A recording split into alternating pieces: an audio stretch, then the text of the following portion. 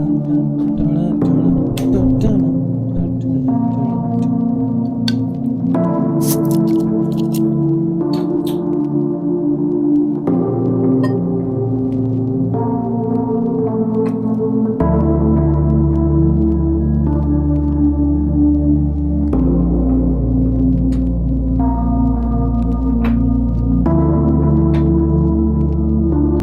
नवंबर का महीना शुरू हो गया है और यहाँ कनाडा में हद से ज़्यादा ठंड पड़ रही है। बर्फ़ भी पड़नी शुरू हो गई है। लेकिन आप सोचोगे इतनी ठंड में और ऐसे कपड़े पहन के मैं बियर क्यों पी रहा हूँ? उसका रीज़न ये है कि मैंने हाल ही में एक मूवी देखी जिसका नाम है रमन राघव 2.0। ये मूवी मैंने तीसरी बार देखी और ये मूवी जब भी मैं देखता हूँ तो मेरा दिमाग गर्म हो जाता है। और ऐसे में अपने दिमाग को ठंडा करने के लिए मैं अपनी फेवरेट बियर मोडेलो पीता हूँ। यही कारण है कि आज मैं बियर पी रहा हूँ। और ये बियर पीते पीते मैं आपको इंडिया के सबसे पहले और सबसे खतरनाक सीरियल किलर की कहानी भी सुनाऊंगा। कभी आपने सोचा है कि रमन राघव 2.0 में नवाजुद्दीन सिद्दीकी ने जिसका किरदार प्ले किया है वो कैरेक्टर असल में था कौन? क्या वो सच्चाई थी या वो एक इमेजिनरी कैरेक्टर था? वो एक सच्चा कैरेक्टर था जिसका असल में भी नाम रमन राघव था, जिसने आज तक दुनिया के इतिहास में सबसे ज्यादा मर्डर किए। ये एक ऐसा सीरियल किलर था। इसे भारत का जैक द रिपर भी कहा गया। लेकिन फर्क ये था कि दुनिया के सबसे रिनोन्ड और सबसे पहले serial killer Jack the Ripper ने भी इतने मर्डर नहीं किए थे जितने रमन राघव ने किए। लेकिन समहाउ इसकी कहानी इतनी फेमस नहीं है। तो आज की इस वीडियो में मैं आपको रमन राघव यानी रमन राघव 2.0 वाले नवाजुद्दीन सिद्दीकी का जो असल किरदार था उस रमन राघव की कहानी सुनाऊंगा पैक टाइम स्टोरीज में। तो बने रहिए मेरे साथ आज के इस एपिसोड में रमन राघव 2.0। तो वैसे तो कत्लो गारत का ये सिलसिला रमन राघव ने 1965 से ही शुरू कर दिया था, लेकिन मैं इस कहानी की शुरुआत करूंगा 1968 यानी 1968 के मुंबई शहर से, जब मुंबई के बोरेवली एरिया के पाइसर गांव में पुलिस को एक गरीब एरिया में एक झोंपड़ी के बाहर बुरी तरह सर कुचली गई एक लाश मिलती है। ये लाश संजय नाम के एक लेबरर की होती है जो बंगाल से मुंबई अपने परिवार को लेकर मजदूरी करने आया होता है। इस लाश को इतनी बुरी तरह से मारा गया होता है कि इसके सिर का बीच वाला हिस्सा अंदर से खोखला हो जाता है। यहां से छेद और पीछे से छेद।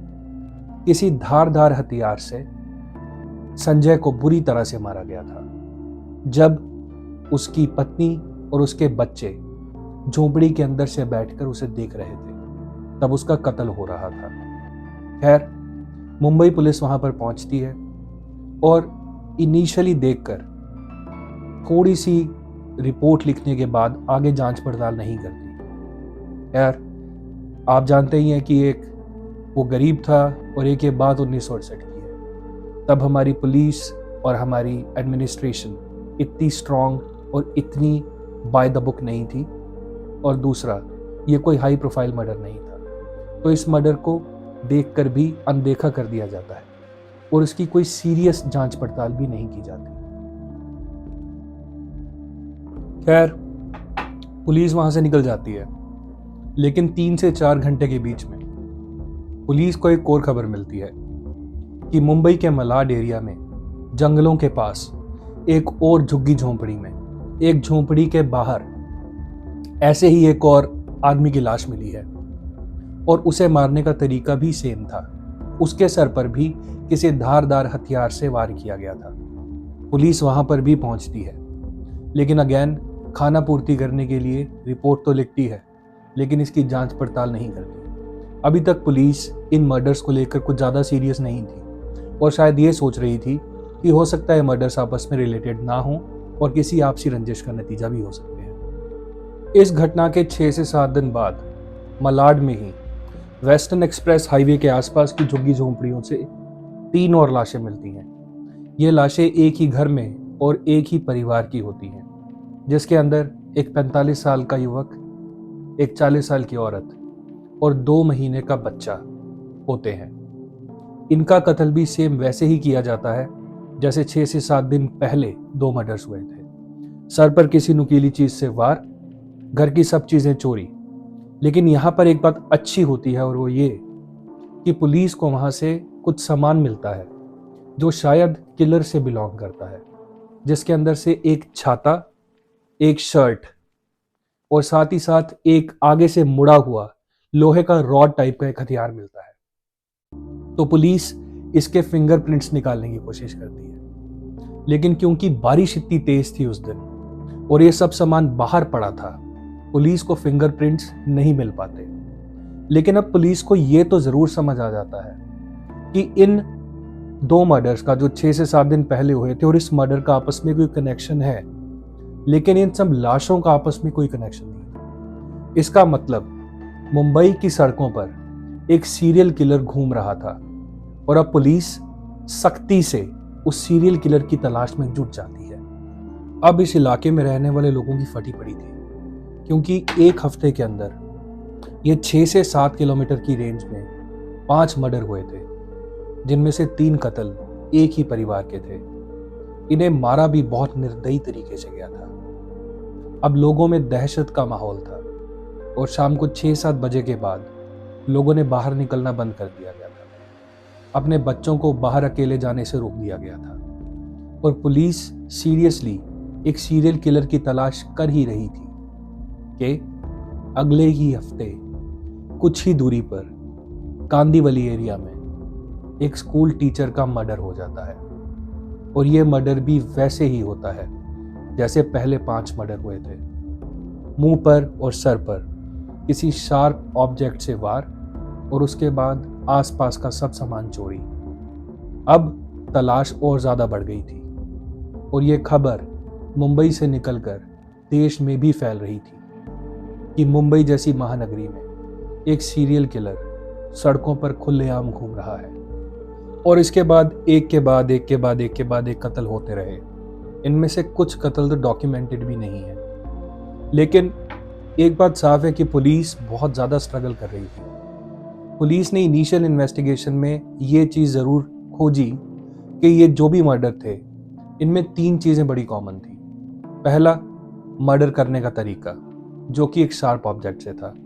दूसरा, कत्ल करने का टाइम, जो रात को 1 से 4 बजे के बीच में ही था इन ऑल द केसेस। और तीसरा, मर्डर के टारगेट्स, जो यूजुअली गरीब तबके के लोग थे। तो पुलिस ने अपनी शुरू की इन्वेस्टिगेशन रात में 1 से लेकर 7-8 सुबह के बजे तक ऐसे गरीब इलाके इन्हें सर्कल करके वहां पर गश्त करने से शुरुआत करी। पुलिस सादी वर्दी में घूमने लगी और देखने लगी कि ऐसा कोई सस्पिशियस या संदिग्ध इंसान उन्हें सड़कों पर घूमता हुआ तो नहीं मिल रहा। लेकिन आने वाले इतने लंबे समय तक रमन राघव नहीं पकड़ा गया।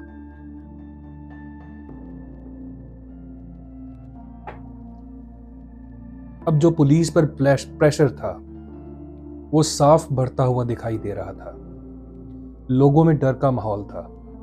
लोग तो ये तक समझने लगे थे कि ये साला कोई भूत पिशाच है, इंसान है ही नहीं, जो लोगों को मारने के बाद चिड़िया या तोता बनकर वहां से उड़ जाता है।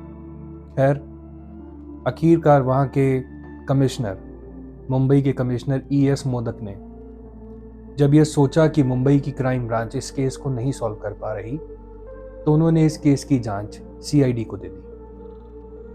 तो उस वक्त के जो CID के हेड थे, उनका नाम था रमाकांत कुलकर्णी, और उन्हीं की प्रेसिडेंसी में इस केस को आगे लीड किया गया। इस केस के अंदर रमाकांत कुलकर्णी को मेन इन्वेस्टिगेशन ऑफिसर बनाया गया और उनके अंडर 2000 पुलिस वाले जो CID, क्राइम ब्रांच और मुंबई पुलिस से बिलोंग करते थे, को रेगुलरली गश्त पर लगाया गया। इनका काम मुंबई के अलग अलग एरियाज में पूरी रात गश्त देना था, चाहे यूनिफॉर्म में हो या फिर सिविल में। ये आने जाने वाले हर इंसान को जो कि इन्हें सस्पिशियस लगता था रोकते थे और इससे पूछताछ करते थे। तो अब बताता हूँ कि इस केस का ब्रेक थ्रू कहाँ से मिला। तो जब सीआईडी की जांच चल रही थी और पुलिस गश्त पर थी, तब मुंबई के ही एक एसएचओ या एक इंस्पेक्टर जिसका नाम था विनायक राव काटकर ने मिस्टर कुलकर्णी, जो कि सीआईडी के प्रेसिडेंट थे, को जाकर ये बोला कि जिस तरह के कत्ल अभी इस साल हुए हैं, ऐसे ही कत्ल 1965 और 1966 के बीच में भी हुए थे, जिसके अंदर एक साल में 19 से ज्यादा लोगों पर सोते हुए वार किया गया था। मोडस ऑपरेंडी भी सेम था, किसी नुकीली चीज से वार। इनमें 9 लोगों की डेथ भी हो गई थी, लेकिन उस टाइम पे भी पुलिस इस केस को ब्रेक नहीं कर पाई थी। लेकिन काटकर ने कुलकर्णी को यह बताया कि उसके पास इस केस से रिलेटेड ऐसी इंफॉर्मेशन है जो शायद आपको अपने कातिल तक पहुंचा सकती है।